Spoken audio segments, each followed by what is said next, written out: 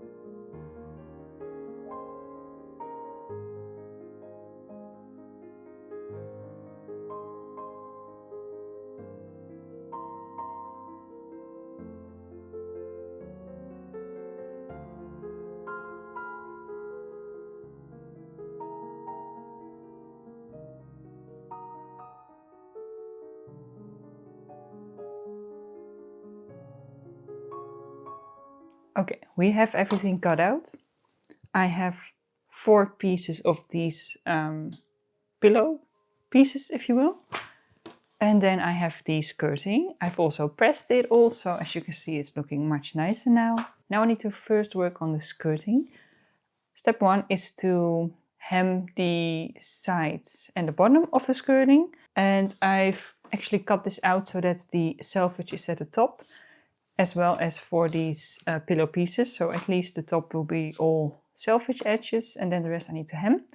So I've prepped that already by quickly pressing these sides over and pinning it into place.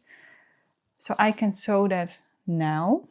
What I then need to do is do some pleating on the skirting to about half of my waist measurement, and the instructions tell me that it does not need to be pretty or even because no one will see it, so that's fine. We're just going to roughly do that, and then we can put that to the side and I can start working on the pillow pieces. I keep calling it pillow pieces, I don't really know. Oh yeah, they do call it rump pillows, so that makes sense. First I'm going to hem all of this and then do some pleating. There's a lot of pleating in this whole project, you know. We've had pleating in the under petticoat, there will be pleating in the normal petticoat, and I'm pretty sure there will be pleating in the actual dress. So by the end of this series I will be a pleating expert, I guess. Maybe. Or I will grow to hate pleating. Who knows? We'll see. First I'm just going to hem all of this.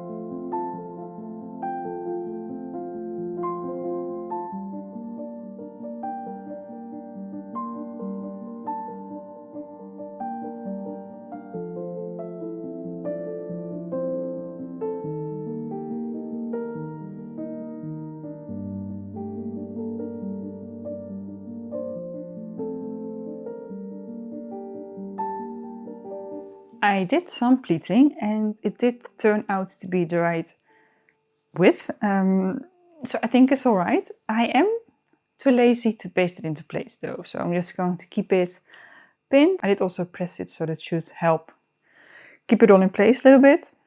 Then we'll sew it down later when we attach the waistband. I'm just not doing that now. Now I can put this to the side and start working on the rump pillows.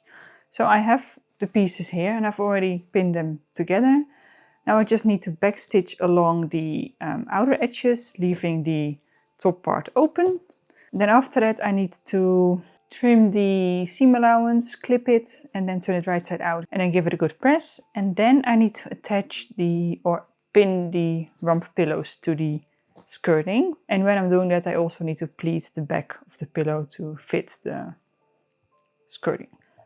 Anyway, so let's do all of that and then we can start attaching the pillows to the skirting. This is going really, really quick. I had planned an entire weekend for this, but I may only need one day.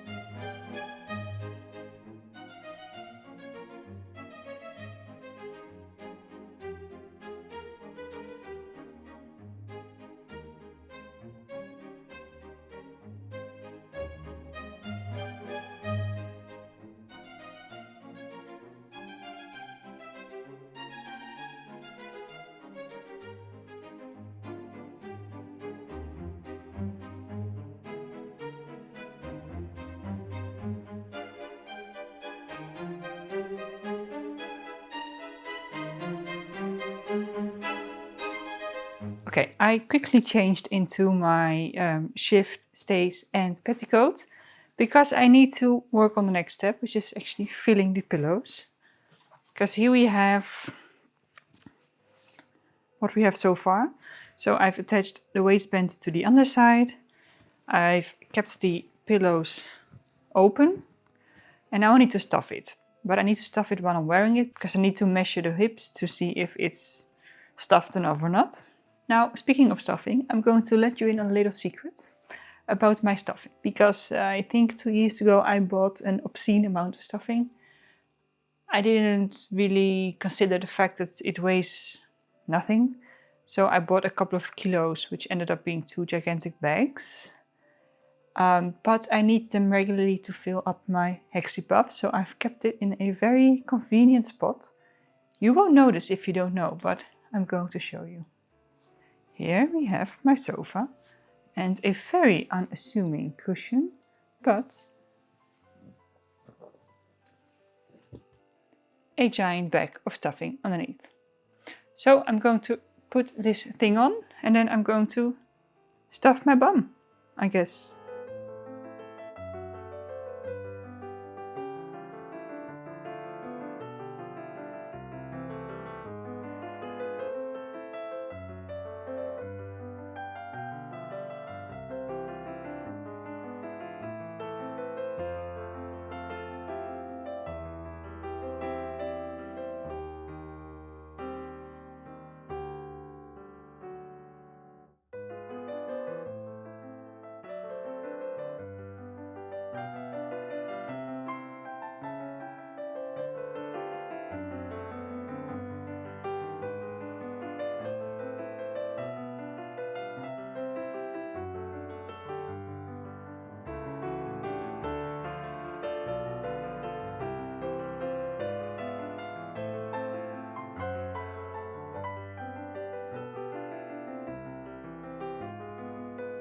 So I've added quite a lot of stuffing. I'm going to add a little bit more because it wasn't exactly where the measurement needs to be, but I'm going to do that while I'm not wearing it and then try it on again if I think I have enough and see if that's correct.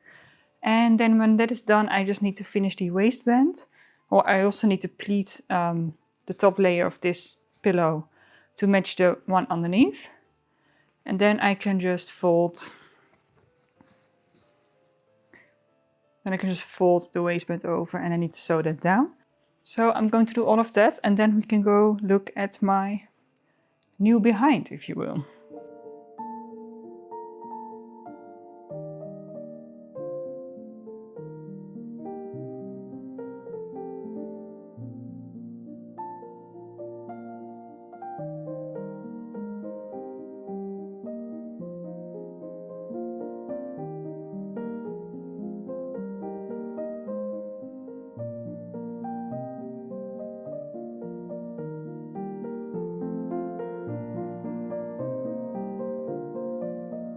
So here we are. This thing is definitely a case of business in the front, party in the back. If I put my arms like this, you won't even notice that there's 2 pillows on my butt, but here they are. It's it's an interesting thing. It's an undergarment and it's supposed to help with the shaping. So yeah, definitely not something I would wear in my everyday life, but for this whole outfit thing, it's definitely necessary. And I think it turned out alright. I won't really know if it's good enough yet until I actually make the rest of the outfit and try it on together, but so far so good. I can always, I feel like, go back in and stuff it a little bit more. But for now, I'm happy with how it is. It was also a really, really quick project because it only took me 1 day and I thought I would be working on it for 2 days. And it was pretty easy as well. The instructions are very clear and it's not that difficult to make this. So I'd say this has been a very successful project. And next time, we are moving on to the actual visible layers, which will be fun. And we are going to start by making the outer petticoat. That's going to be the visible petticoat, and I'm very excited for that. Also, I noticed that, I should have noticed this earlier, but in the American Duchess book, they don't have a ruffle on their shift, so I may have to change that a little bit and get rid of this ruffle, but we'll see. That's a problem for future me. I can always do that at the end. For now, I have a shift, stays, a petticoat, and a false rump. Stay tuned for next time when we are going to start working on the actual outer layers, which I'm incredibly excited about. Anyway, for now, thank you for watching. Feel free to subscribe to see more of my historical sewing journey. Have a great day and I'll see you in the next one. Bye.